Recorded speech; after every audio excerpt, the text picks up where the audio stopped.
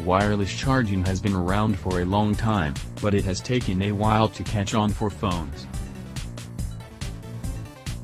There were some definite limitations when it first entered the scene, but problems like the need for precise placement or incredibly slow charging speeds have melted away as the technology has improved. Samsung was quick to adopt wireless charging in its Galaxy phones, but the technology's popularity has reached an all-time high thanks to its adoption in Apple's iPhones last year. A potentially tricky standards war also seems to have been won by the Wireless Power Consortium with the wide adoption of the Qi standard.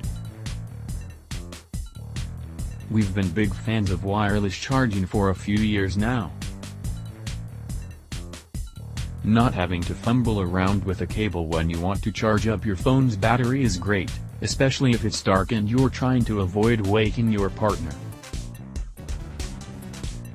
But as wireless charging has taken off, a few people have started to ask if there's a hidden cost. We've seen a few articles, forum discussions, and comments suggesting that wireless charging might degrade your battery faster than traditional wired charging. We decided to investigate and find out if there's any truth to this supposition. How does a phone battery work? Our smartphones use lithium-ion batteries. Cells have two electrodes, a cathode and an anode, with an electrolyte in between which allows the lithium ions to move between the electrodes. When you charge they go from positive to negative, and when you discharge they move in the opposite direction. Dr. Daniel Abraham Electrical energy is changed into chemical energy during charging and the reverse happens during discharge, Dr. Daniel Abraham, senior scientist at the Argonne Laboratory, told Digital Trends.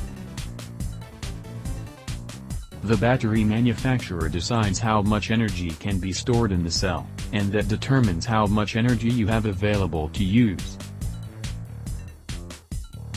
The manufacturer decides the upper cutoff voltage and the lower cutoff voltage, which are fixed, and cells cycle between the two voltage ranges, Dr. Abraham explained. As long as you choose the voltage range appropriately, you can cycle the cell thousands of times. It doesn't matter if you have a wireless or a wired charger. It's not possible to exceed these limits by leaving your phone on the wireless charging pad for too long, or by leaving it plugged in overnight. You also can't drain the cell beyond the lower cutoff limit dictated by the manufacturer. These limits don't distinguish between power sources. It doesn't matter if you have a wireless or a wired charger, drive.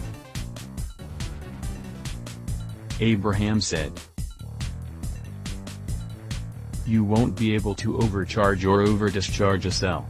What about cycle limits? Different batteries have different standards, but it's accepted that beyond a certain number of charge cycles, a battery is going to degrade. In the case of Apple's iPhone devices, for example, batteries are designed to retain up to 80% of original capacity after 500 complete charge cycles.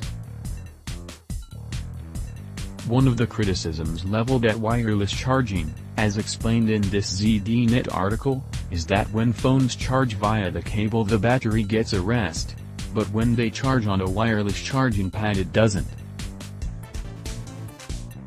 Therefore, the battery goes through its limited number of cycles faster with wireless charging and degrades faster. But is this true? Simon Hill, Digital Trends. A phone's battery is not drained when you use it while charging wirelessly, Menno Treffers, chairman of the Wireless Power Consortium, told Digital Trends. This is a misunderstanding. A phone's battery is not drained when you use it while charging wirelessly. If you want to slow down charge cycles, the simplest way is to cut the amount of power you use. a rogue app that's continually sending data in the background, or an area of poor cell connectivity where your phone is trying to boost the signal to connect, are both potentially more damaging to your battery longevity than your charging habits. As you would expect, the manufacturing process is also important in determining battery longevity. The quality of the materials used makes a big difference to how long the battery lasts. Drive. Abraham explained. You may end up getting what you pay for. Potential benefits of wireless charging. While there doesn't seem to be any evidence that wireless charging degrades your smartphone battery faster than wired charging, there are a few tangible benefits. Wear and tear on the charging port is reduced, something that often leads to faults and requires repair. The chargers themselves also have no wear and tear, Trevor said. That is ideal for public charging infrastructure in hotels, vehicles, restaurants, and trains. Then there's the idea that you should ideally keep your battery partially charged. We looked into whether it's okay to leave your smartphone plugged into the charger overnight before, and got the advice that your battery will last longer if it stays between 50 and 80%. By continually topping up the phone battery during the day, as you might do with wireless charging, and not letting your phone battery dip below 50%, you will actually increase the lifespan of your battery, Trevor's claimed. According to research we have seen, battery lifetime actually increases by 4x when the depth of discharge, or amount that the battery is drained, is limited to 50%, rather than 100%. So far, so good, but wireless charging isn't perfect? Apart from the slower charging speed, it's also important to consider temperature. Feeling the heat. Performance degradation of cells is affected by time, temperature, and voltage limit. Drive. Abraham explained. To increase the amount of energy stored in the cell, manufacturers keep pushing the voltage limits. We can't stop time, and the voltage limits are set by the manufacturer, so that leaves temperature. Performance degradation of cells is affected by time, temperature, and voltage limit. Have you ever noticed your phone heating up when it's wirelessly charging? If you charge it up with a case on, or you don't have it properly seated on the charging pad, then you might notice that it gets even warmer. Most phone batteries are damaged by exposure to heat, which is why it's important to ensure that the charger is Qi certified, Trevor explained. Certified devices are tested rigorously to help ensure safety, interoperability and energy efficiency. This helps to ensure that temperatures do not rise to dangerous or damaging levels. It seems that temperature, rather than charging routine, is what we should be paying attention to if we want our smartphone batteries to last for as long as possible. Many of the best wireless chargers have fans and cooling systems built in. But it's not an issue that's confined to wireless charging.